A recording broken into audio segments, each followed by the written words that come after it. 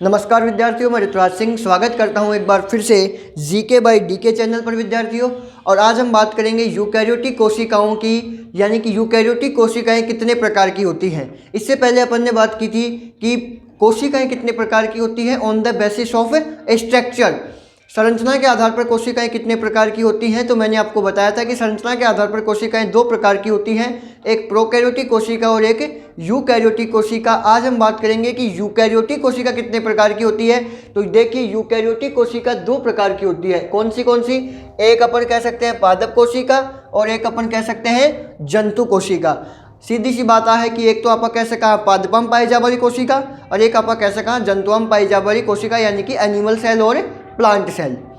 अंतर एकदम इजी है, मुश्किल से 5 या 6 अंतर आपको याद करने हैं और कुछ ही कौन करना, सिर्फ और सिर्फ डायग्राम समझना है। ध्यान से चित्र देख लिया भी कैसे तो समझ में आ जैसी, और जो चित्र नहीं देखा ध्यान से जाना क्यों लेना, एक देना दो भाई, सीधी सी बात है। तो ढंग से चित्र देख लो, अचिन अचिन मुँह मत फाड़ो। देखो आ तो कहीं है पादप कोशिका और आ कहीं है जंतु कोशिका। इके माइन कत्ती लाइन दिख रही है, एक और एक दो दिख रही है गुरु जी, दो दिख रही है, सही बात है। इम कत्ती दिख रही है एक, तो ई कमाई एक एक्स्ट्रा है और एक्स्ट्रा है बिना आपका का नाम दियो है कोशिका भित्ति। का नाम दियो है कोशिका भित्ति। और इसमें क्या कोशिका भित्ति है कोन्या गुरु जी, कोशिका भित्ति तो इम दिख रही है कोन्या, तो कोशिका भित्ति नहीं दिख रही है को मतलब पादपम कहीं पाई जाए है कोशिका भित्ति और जंतुओं में कहीं कौन पाई जाए कोशिका भित्ति कोन्या पाई जाए। तो पहलू अंतर कहीं होगा, पादप कोशिका में कोशिका भित्ति पाई जाती है और जंतु कोशिका में कोशिका भित्ति नहीं पाई जाती है। थोड़ा सा माइंड चालू देखा, जैसे ही आप अंदर जाते हो आपको क्या दिखाई दे रहा है, बीच में चालो सीधा ही सेंटर का माइंड देखो, केंद्रक की जैन की संरचना दिख रही है क्या? अरे दिख रही है कि केंद्रक की जैन की संरचना अखिने भी दिख रही है कि क्यों? नाम कहीं दिया है इन्हें रिक्तिका।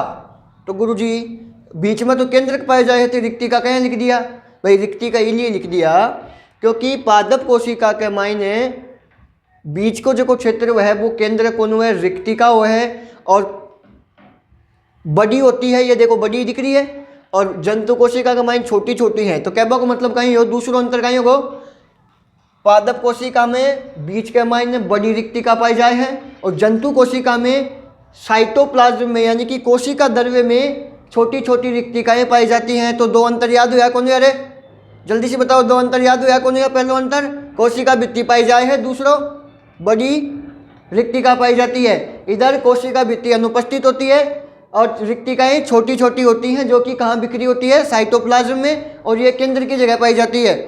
तीसरी बात, केंद्रक।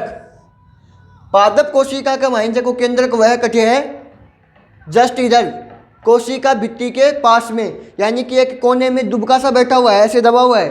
केंद्रक खुल के नहीं है, पादपों में बैठा हुआ है दबक के, जबकि जंतु कोशिका के बीचों बीच बैठा है कि आजा। तो जंतु कोशिका में केंद्र कट पाई जाए बीच का माइन, सेंटर का माइन, और पादप कोशिका में कट पाई जाए ओठिन कोना का माइन।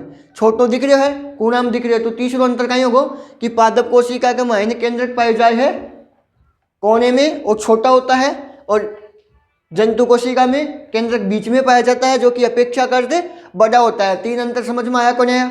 चौथो देख लो, लवक।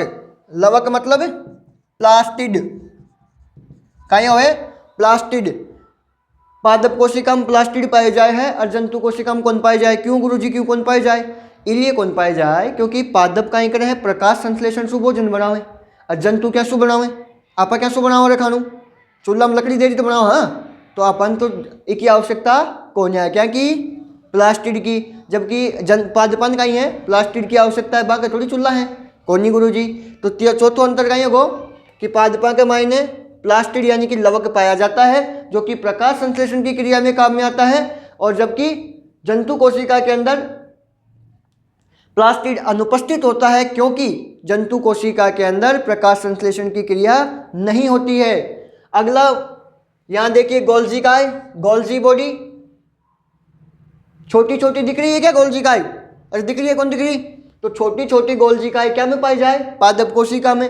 और कहीं कहा ना अपा डिक्टियोसोम, का नाम जहां डिक्टियोसोम, यानी कि पादप कोशिका के अंदर छोटी छोटी गोल्जिकाएं पाए जाते हैं जिनको डिक्टियोसोम नाम देते हैं। जबकि जंतु कोशिका के अंदर गोल्जिकाएं क्या होते हैं? बड़ी आकृति के होते हैं। तो याद हुआ कौन हुआ भाई, कमेंट कर बताओ जरा जल्दी सी। पादप कोशिका और जंतु कोशिका के मायने अंतर याद हुआ कौन हुआ? डायग्राम जो को ढंग से देख लियो भी का अंतर याद होगा है, पक्का याद होगा है। देखो वापस देखो एक बार जल्दी से। कोशिका भित्ति पादप में पाई जाए, जंतुओं में अनुपस्थित हो है। केंद्रक की जगह क्या पाई जाती है? रिक्तिका। और इधर जंतु कोशिका में रिक्तिका छोटी छोटी होती है और इधर रिक्तिका बड़ी होती है।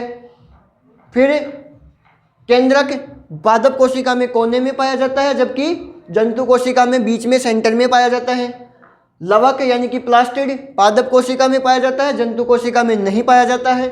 इसके अलावा गोल्जिकाएं, पादप कोशिका में छोटे छोटे गोल्जिकाएं पाए जाते हैं जिनको डिक्टियोसोम कहते हैं, और जंतु कोशिका में बड़े गोल्जिकाएं पाए जाते हैं। स्क्रीनशॉट ले लो।